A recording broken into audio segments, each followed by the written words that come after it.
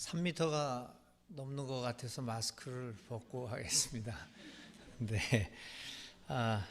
지나가는 일주일 동안에도 편안히 지내셨습니까? 말씀 나누기 전에 또 인사도 한번 나누고 말씀을 나눴으면 좋겠습니다. 안녕하셨습니까?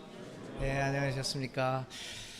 네, 오늘 우리에게 주어진 성경 본문은 요한복음 5장 1절 이하에 있는 말씀입니다. 저는 하나님의 말씀을 이렇게 말씀 증거를 할 때 제가 특별한 경우에는 제가 이렇게 성경 구절을 정하곤 하는데요. 대부분의 경우에는 소위 성서 정과라고 해서 3년 주기로 돌아가는 성서 읽기가 있습니다. 세계 교회가 정해져서 3년마다 이렇게 돌아가는 그런 게 있습니다. 그래서 시편에 있는 말씀, 그리고 구약에 있는 말씀, 복음서 말씀, 서신서 말씀, 대강 이렇게 해서 4개 정도의 성서로 구성이 되곤 합니다. 그걸 성서 정과라고 우리가 말하는데, 저는 대부분 이 성서 정과를 기준으로 해서 말씀 증거를 합니다. 그래서 이번 주일 부활 후 6번째 주일에 주어진 성서 정과는 오늘 우리가 교동문으로 읽은 시편 67편에 있는 말씀, 그리고 이번 성서 정과는 주로 신약에 치우쳐 있습니다. 사도행전 16장 9절부터 15절, 이제 사도 바울이 루디아라고 그러죠. 리디아를 만나서 거기서 빌립보에서 교회를 시작하는 장면이 나타나고요. 그 다음에 이제 계시록의 21장 10절과 22절, 그리고 계시록 22장 5절까지 요한이 하늘에 올라가서 이렇게 새로운 세계를 구경하는 것. 그리고 이제 요한복음 14장 23절부터 29절에 있는 말씀. 그 말씀에는 이제 예수님께서 내가 너희들에게 평화를 준다, 이런 말씀이 포함되어 있는 아주 유명한 구절이죠. 그리고 요한복음 14장 23절 이하의 말씀을 읽든지, 혹은 오늘 요한복음 5장 1절부터 9절 사이에 있는 말씀을 읽어라, 이렇게 되어 있습니다. 그래서 저는 여러 본문 중에서 요한복음 5장에 있는 말씀을 저의 말씀 증거의 텍스트로 삼고, 나머지 성서 구조들과의 어떤 연관성이 있는가라는 측면에서 오늘의 말씀을 준비를 했습니다.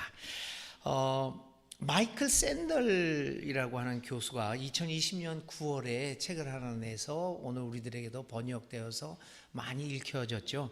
공정하다는 착각. 사실은 그 원 제목은 그러니까 능력주의의 폭압, 능력주의의 폭정이라는 그런 거였지만, 이제 의역을 해서 공정하다는 착각, 능력주의는 모두에게 같은 기회를 제공하는가라는 책에서 이 샌델 교수는 능력주의에 의존한 공정이라는 개념에 대하여 신랄하게 비판합니다. 이 샌델 교수는 이 책을 통해서 우리가 노력하면 성공할 수 있다라고 너무나도 당연히 생각해 왔던 개인의 능력을 우선시하고 보상해주는 능력주의의 이상이 근본적으로 잘못되어 있다라고 주장합니다.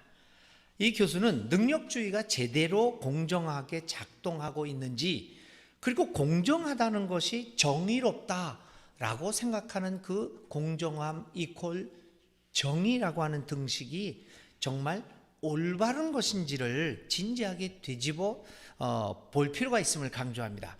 이 샌델 교수는 미국인들이 오랫동안 기회가 평등하면 재능과 노력에 따라 누구나 높이 올라갈 수 있다라고 생각했고, 따라서 공정함이 보장되면 능력에 따라 얼마든지 성공할 수 있다고 믿어왔다고 말합니다. 그래서 미국인은 메리트, 능력에 의한 성공은 공정하다라는 믿음을 갖게 되었다는 것입니다. 바로 여기에 이 샌델 교수는 의문을 제기합니다. 이런 능력주의가 과연 진정으로 공정한 것인가? 라고 문제를 제기합니다. 그걸 다시 우리가 쉽게 풀어 말하면, 공정이라는 단어가 품고 있는 거짓의 옷을 샌델 교수는 이 자기의 저서를 통해서 벗겨내고 있다라고 말씀드릴 수 있습니다. 공정 혹은 능력에 따른 공정성이라는 표현이 품고 있는 이 거짓의 옷이 얼마나 우리 많은 사람들을 혼동하게 만들고 속이고 있는가를 우리는 우리나라 역사에서도 우리 정치에서도 뼈저리게 경험하고 있습니다. 이러한 상황에서 우리는 오늘 우리에게 주어진 요한복음 5장의 본문의 말씀에서도 같은 현상을 발견합니다. 한 단어가 입고 있는 그 거짓의 옷으로 인하여 얼마나 많은 사람이 혼란에 빠지고 소중한 삶의 시간, 오늘의 본문에 의하면 38년이라고 하는 그 소중한 시간을 헛되게 보내고 있는가를 우리는 오늘의 본문에서 발견하게 됩니다. 이제 오늘 우리에게 주어진 본문의 내용으로 들어가겠습니다. 오늘 본문은 우리에게 잘 알려져 있는 본문입니다. 내용을 요약하면 이렇습니다. 베데스다, 베데스다라고 하고, 이 베데스라고 하는 그 번역을 하면 자비의 집이라는 말이지 않습니까? 자비의 집이라는 이름으로 알려진 연못이 있었습니다. 이 연못에는 전설이 존재합니다. 치유의 전설이 존재합니다. 가끔 주의 천사가 나타나면 물이 움직이는데 아마 간헐천을 말하는 것이 아닐까라고 볼 수도 있습니다.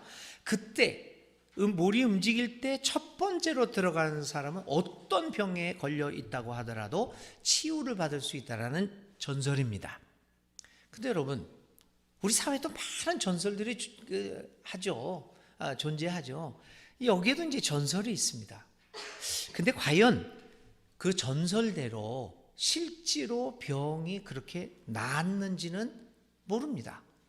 그러나 사람들에게는 그 사실이 중요하지 않습니다. 그렇게 믿어온 것이 중요하죠. 그래서 그 전설로 인해 수많은 병자가 그 연못 주위에 몰려 있었습니다. 그 많은 환자 중에 자그마치 38년이나 연못의 전설을 믿으면서 연못 주위에 머물러 있는 사람이 있었습니다. 평생을 그 전설을 믿으면서 혹시 기적이 나에게 이루어질지 않을까 하는 희망으로 무려 38년을 연못 주위를 맴돌며 살아온 사람입니다. 그 사람 앞에 예수님이 나옵니다. 그리고 그에게 묻습니다. 내가 낫고 싶으냐? 병자가 답변합니다. 주님, 물이 움직일 때 나를 들어서 못에다가 넣어주는 사람이 없습니다. 내가 가는 동안에 남들이 나보다 먼저 못에 들어갑니다. 그러자 예수님이 그에게 말합니다. 일어나서 내 자리를 걷어서 걸어가거라. 그리고 38년 된 병자는 치유되었습니다. 이것이 오늘 본문의 내용입니다. 우리는 오늘 본문에 관한 설교를 무수히 들어왔습니다. 아마 외우다시피 할 것입니다. 지금까지 들어온 이야기는 거의 다가 다음과 같은 범주에 속할 것입니다. 우리는 38년 동안 예수님 오시기를 기다렸던 그 환자의 믿음을 본받아서 포기하지 않는 믿음을 가지면 이루어질 것이다. 아마 여기도 38년 된 그렇게 믿음을 가지고 기다리신 분들도 있을 거예요. 근데 대부분 그랬습니다. 두 번째는 거적을 들고 일어나 걸어라라고 하는 예수님의 말씀에 토를 달지 않고 무조건 순종을 하면 너희들도 일어날 수 있다. 세 번째는 고난은 기회다. 네 번째, 예수님의 크고 놀라운 불쌍한 사람들을 향한 자비가 얼마나 크고 놀라우냐. 우리는 이 설교에 아멘 아멘 하며 그렇게 되기를 나도 바랬습니다.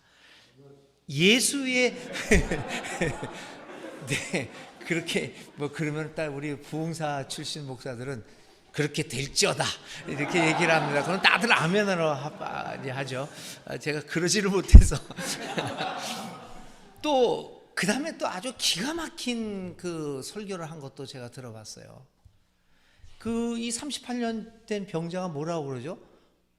내가 연못에 들어가려니까 딴 사람이 먼저 들어가서 제가 낫지를 못하고 있습니다. 그러니까 그 병자처럼 너는 다른 사람 혹은 환경에 책임을 돌리지 말고 살아라. 그런 설교 들어보셨는지 모르겠습니다. 하여튼 이러한 대강 이범주의 내용으로 설교를 많이 들으셨을 겁니다. 그런데 오늘 우리는 여기서 예수님이 베데스다에서 하신 일에 대하여 오늘 우리의 삶 속에서 우리가 경험하는 우리의 삶의 역사 현장 속에서 한번 이 베데스다 연못의 사건을 한번 생각해 보려고 합니다. 몇 가지 질문을 가지고 본문에 접근해 보려고 합니다. 먼저 베데스다 연못이라고 하는 이름에 대해서 생각해 봅시다. 베데스다는 앞에서 말한 대로 자비의 집을 의미합니다. 맞습니다. 어쩌면 이 연못에서 일어나는 기적을 반영하기에 적절한 이름이라고 봅니다.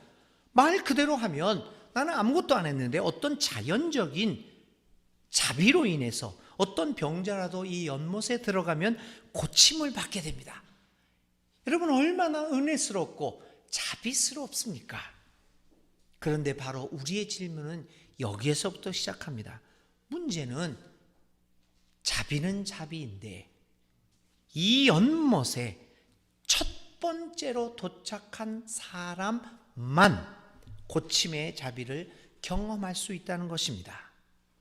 그런데 여러분 그것이 과연 자비입니까? 우리는 어떤 상황을 가리켜 자비라고 말할 수 있겠습니까? 이 자비라는 단어 안에 감추어져 있는 오늘 요한복음 5장이 전하고 있는 이 거짓의 옷들을 우리는 발견해야 하지 않겠습니까? 놀라운 기적을 통해 자비가 배로 베풀어지는 것 같은 이 베데스다 사회에 끔찍한 비극이 함께 들어 있습니다. 누구건 간에 연못에 물이 움직일 때 먼저 들어가면 어떤 병이건 고침을 받게 된다는 비극이 있습니다. 거기에 들어갈 수 있는 존재는 지극히 제한되어 있습니다. 여러분 어떤 사람이 이 베데스다 연못에 먼저 들어갈 수 있을까요? 이 연못은 선착순과 능력의 원칙에 의해 지배되는 사회입니다. 그래서 덜 아플수록 들어갈 기회가 있습니다. 더 여유가 있을수록 더 기회가 지어지는 세상입니다. 능력주의에 의한 공정함이 보장된 사회입니다. 그런데 이런 일들이 자비의 이름으로, 천사의 이름으로, 혹은 믿음과 우리말로 하면 교회의 이름으로 일어난다는 것입니다. 이런 사회에서 사람들의 모든 관심은 어떻게 하면 목적지에 먼저 도착하는가에 집중될 것입니다. 여기에 여러분 베데스다, 자비의 집에 비극이 있습니다. 오늘 우리가 살고 있는 사회와 요한복음 5장의 베데스다 사회와는 얼만큼 다를까요? 기회는 평등하고 과정은 공정하며 결과는 정의로운 나라라는 구호가 있었습니다. 여기서 말하는 과연 평등, 공정, 정의는 어떤 거짓의 옷을 입고 우리 앞에 나타나고 있는 것입니까? 또 지금의 정권은 공정과 상식을 말하고 있습니다. 그런데 이 공정과 상식이 어떤 거짓의 옷을 입고 나타나고 있습니까? 베데스다, 자비의 집이라고 하는 그 거짓의 그 안에 품고 있는 거짓의 옷 때문에 38년 동안 세월을 허비한 사람들이 무수히 있었던 요한복음 5장의 장면을 보면서 우리는 또 어떤 거짓의 옷에 속고 있는 것입니까? 베데스다의 이 두 번째 비극은 이웃에 대한 자세입니다. 연못물이 언제 다시 움직일지 모르기 때문에, 그리고 오직 먼저 들어가는 사람만이 고침을 받기 때문에 연못에 모인 모든 사람 무엇보다도 일단 먼저 들어가려고 합니다. 연못으로 먼저 들어가고자 하는 그 생각을 갖고 있는 이상 곁에 있는 모든 사람들은 그 순간부터 경쟁자이며 거치적거리는 존재들입니다. 이웃은 더 이상 이웃이 아닙니다.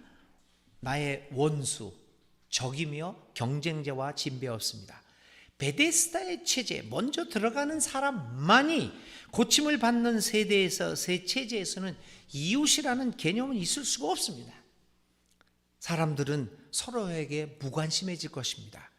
이러한 사회에서 이런 이웃이 배제되는 원천적인 체제 속에서 사랑과 자비를 말하는 것이 어떤 의미를 가지게 될까요? 아무런 의미도 없습니다. 우리 교회에서 많은 자비도 베풀고 사랑도 베풀고 헌신도 하고 봉사도 하지만 원천적으로 이웃이 배제되는 체제 안에서 베푸는 사랑과, 물론 좋은 일이기는 하지만 근본적인 의미에서 큰 의미를, 중요성을 가질 수 없게 되는 것 아니겠습니까? 그러므로 사랑을 말하고 이웃을 말하는 것은 이웃을 근본적으로 배제하고 있는 이 베데스다 체제를 인정하는 한 탁상공론일 수밖에 없습니다. 마음 아프지만 우리는 그것을 인정할 수밖에 없습니다. 무한 경쟁 체제를 인정하는 한 사랑은 사랑이 아닙니다. 자비는 자비가 아닙니다. 베데스다 연못은 우리에게 어떤 의미를 주고 있습니까? 오직 1등만이 성공하는 사회를 상징적으로 보여줍니다. 오늘 우리가 살아가는 사회의 모습입니다. 베데스다 연못에서는 오직 한 사람만이 병을 치료받습니다. 그것도 제일 먼저 도착하는 사람만이 1등에게만 모든 기회가 지어지는 사회입니다. 이러한 사회는 필연적으로 환자들을 양산해냅니다. 여러분, 요한복음 5장의 베데스다 연못에서의 사건에서도 그러지 않습니까? 치유는 이루어지고 있습니다. 그런데 환자는 날로 들어갑니다. 이 모순이 뭘까요? 치유가 분명히 이루어지는 곳이 베데스다 연못인데 왜 환자는 줄지 않고 38년 동안 있고 계속해서 환자가 양산되어지고 있습니까? 거짓의 옷이 벗겨지지 않기 때문이 아닙니까? 우리는 오늘 자비의 집이라는 말이 입고 있는 거짓의 옷을 보고 있습니다. 오늘 우리가 하는 수많은 말, 그리고 행위는 어떠합니까? 우리 교회들이 하고 있는 말과 행위는 어떤 거짓의 옷을 입고 있는 것일까요? 얼마 전에요, 한교총이라는 데가 있어요. 그게 그 한기총이 정광훈 목사가 나와서 막 그렇게 하니까 창피하다고 그래가지고 거기에 있는 통합적 교단, 합동적 우리나라의 대형 교단들이 빠져나와가지고 똑같은 걸 만들어 놓고 또 이름만 조금 바꿨어요. 한기총에서 한교총으로. 한국 기독교 총연합회였는데 지금은 한국교회 총연합회. 그래서 한교총이라는 데가 있어요. 한 2주 전인가 한교총이, 그러니까 새 정권이 이제 취임을 하고 나서 그 며칠 후인가 한교총 이름으로 성명서가 나왔습니다. 차별금지법 제정 절대 반대 성명을 나왔어요. 그리고 며칠 있다가 통계가 하나 나왔는데요. 한국 교회, 기독교회의 52.5% 정도가 마을 목회를 한다고 합니다. 그래서 지금 21세기의 한국 교회가 코로나 이후에 위기 타개의 방법으로 목회의 정책을 마을 목회, 선교적 교회로 정했습니다. 근데 벌써 52.5%가 이 마을 목회를 한다는 거예요. 뭐라고 그러냐면은 교회가 교회로 남지 말고 교회 중심으로 살지 말고 마을을 향해 나가야 된다고 얘기하는 거예요. 그리고 마을을 품어야 된다고 그래요. 저는 그것도 웃기는 말이라고 생각해요. 마을을 향해 가는 건 좋은데 마을을 품재요. 아니, 우리가 마을이 큽니까? 교회가 큽니까? 마을이 크잖아요. 그러니까 이렇게 해야죠. 우리가 마을을 품자가 아니라 사실 말을 하려면 우리가 마을의 품에 안기자. 근데 마을을 품죠. 하여튼 이 의미를 알겠는데요. 마을 목회가 한국교회의 살 길이라고 얘기합니다. 근데 저는 거기에 질문을 합니다. 이게 얼마나 거짓의 옷을 입고 있느냐. 차별금지법 제정을 절대 반대한다는 성명과 마을 목회를 하겠다는 아주 원대한 꿈이 거짓의 옷이죠. 우리가 향하려고 하는, 또 그들이 말하는 것처럼 자기가 품고자 하는 마을에는 나만 살고 있는 게 아닙니다. 성소수자도 살고요, 다양한 사람이 살고요, 거기에 또 외국인도, 난민도, 그리고 외국인 노동자도 살고 있고, 그리고 무엇보다도 이웃 종교를 가진 사람들이 수도 없이 삽니다. 아니 그런 사람들을 혐오하고 배제하고 차별하자면서 마을 목회를 하겠다. 이게 오늘 우리 교회가 얼마나 말과 행위에 있어서 거짓의 옷을 입고 있느냐를 여실하게 드러내주고 있는 상황입니다. 여러분, 우리의 말과 이 같은 행위에 거짓의 옷을 벗겨낼 때 우리는 진정한 베데스다 자비의 집을 만나게 될 겁니다. 이제 우리는 38년 된 병자를 살펴볼 때입니다.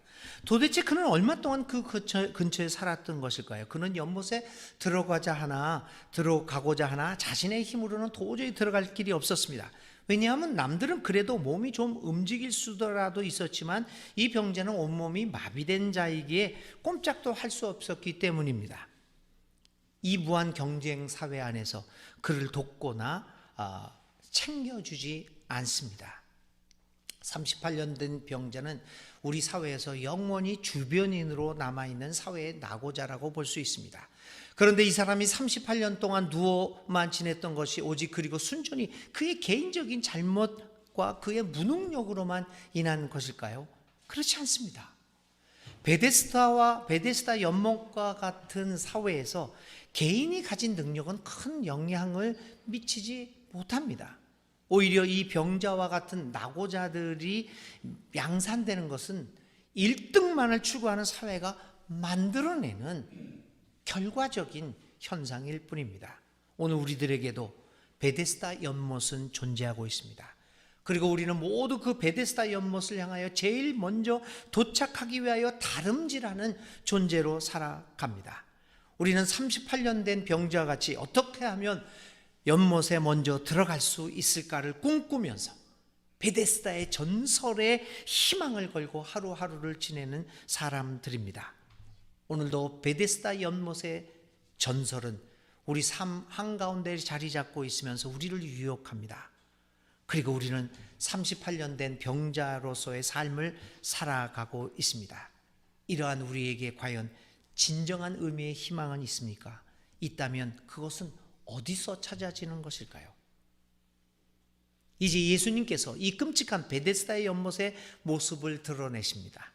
예수님께서 하신 첫 번째 일은 38년 된 병자를 보신 것입니다. 주님께서는 엄청난 기적이 일어나는 연못을 향해 베데스다 연못을 향해서는 한 번도 눈길을 주지 않습니다. 우리는 모든 사람들은 베데스다 연못에 온통 관심을 쏟고 거기만 바라봅니다. 저는 이 장면에서 예수님을 바라보면서 얼마나 감사한지요. 예수님은 베데스다 연못에 눈길을 주지 않습니다. 그는 베데스다 연못에 어떻게 보면 희생자요 피해자인 이 38년 된 환자에게 눈을 돌리십니다. 오직 주님의 눈은 한 명만이 치유되는 무서운 경쟁 사회에서 완전히 밀려나 버린 38년 된 병자에게 고정됩니다. 그리고 그의 질문을 던집니다. 네가 낫고 싶으냐? 어찌 보면 어리석은 질문처럼 보입니다. 세상에 아픈 사람 치고 낫고 싶지 않은 사람이 어디에 있을까요? 그런데 정말 우리는 우리 스스로가 진정으로 바라는 것이 무엇인가를 알고 있는 것일까요? 혹시 우리도 베데스다 사회를 고스란히 인정한 채 사실은 나도 1등 하기를 구하고 있는 것은 아닌가요? 이 현실, 이 체제 내에서도 우리에게도 팔자가 화끈하게 확 피게 되는 나를 바라보고 있는 것은 아닐까요? 그러므로 주님의 질문은 새로운 세상에 대한 바람이 있는가에 대한 질문입니다. 우리는 우리 상황에 익숙해 있습니다. 주변부의 사람은 주변부 사람대로, 중심부의 사람은 또 그 사람대로 우리는 모두 변화를 거부합니다. 입으로는 변화를 외치지만 실상은 자신의 위치에서 안정감과 행복감을 느낍니다. 통일을 외치지만 진정 우리는 통일을 원하고 있습니까? 이대로가 더 좋은 것이 아닙니까? 진정한 변화를 원한다면 우리는 진정으로 변화를 소원해야 합니다. 그래서 예수님의 질문은 핵심을 찌르는 질문 아닐 수 없습니다. 진정으로 그가 원하지 않는다면 병의 치료는 불가능하고 또 그 치료는 전인적인 치료가 될 수 없습니다. 우리가 한국 사회에 휩쓸고 있는 이 부동산 가격 왜 내려가지 않고 왜 안정되지 않을까요? 우리는 다 부동산이 안정되기를 바란다고 다 얘기를 해요. 근데 예수님이 묻는 거죠. 너는 네 집값이 안정되고 떨어지기를 원하느냐?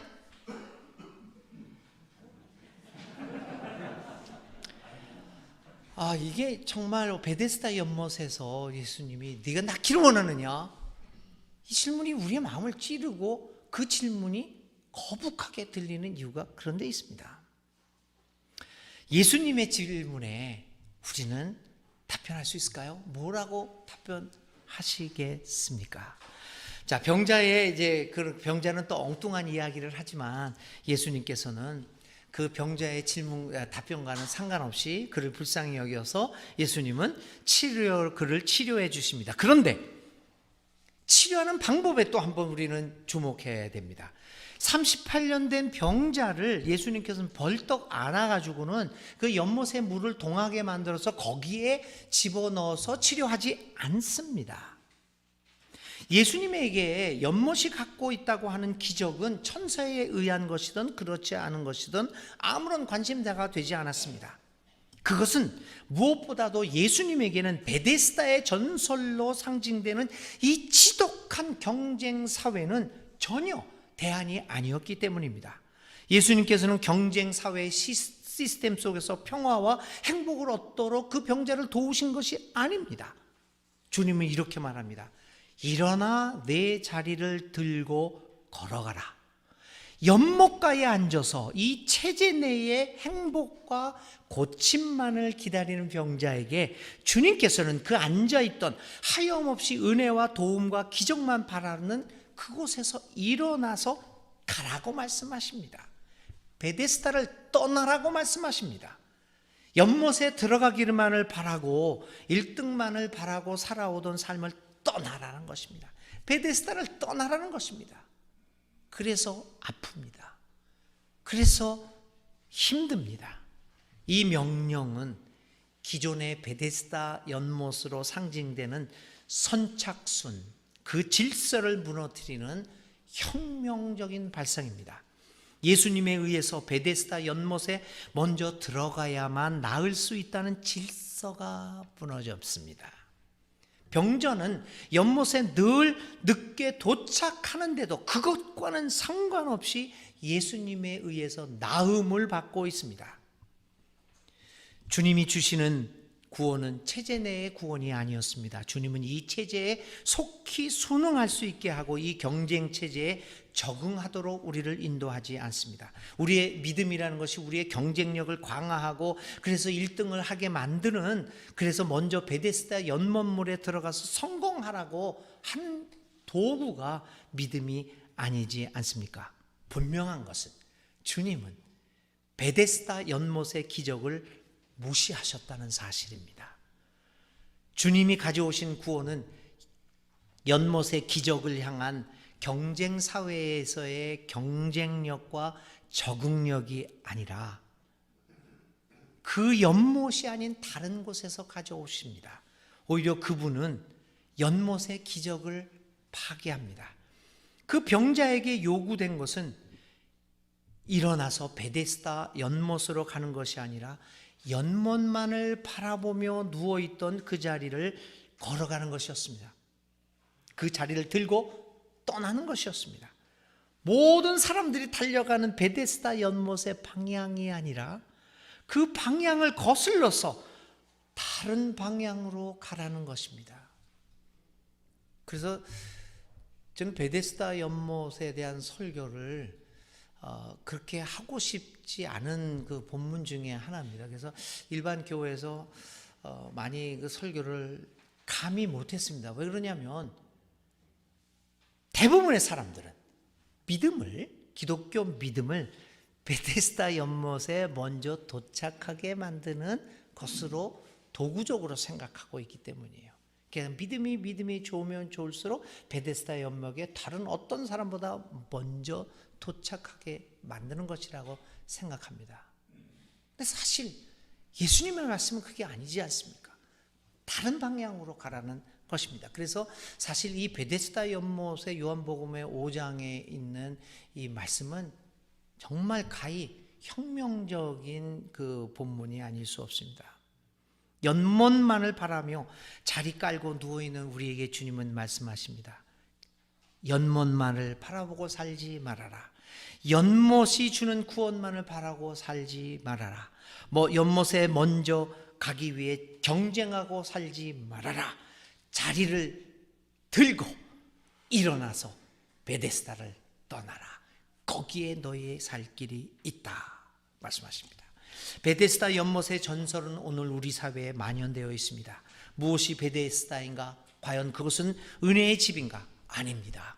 베데스다의 전설은 자비의 이름으로 무한한 경쟁을 부추겨서 결국에는 모두가 자비로부터 배제되는 결과를 낳게 만듭니다. 자비라는 마음으로 이름으로 포장을 하였지만 그 안은 경쟁이라고 하는 거짓이 가득 차 있습니다. 예수님은 베데스다 연못으로 오셔서 그 거짓의 옷을 벗기십니다. 그리고 진정하고 올바른 자비의 의미를 회복하고 계십니다.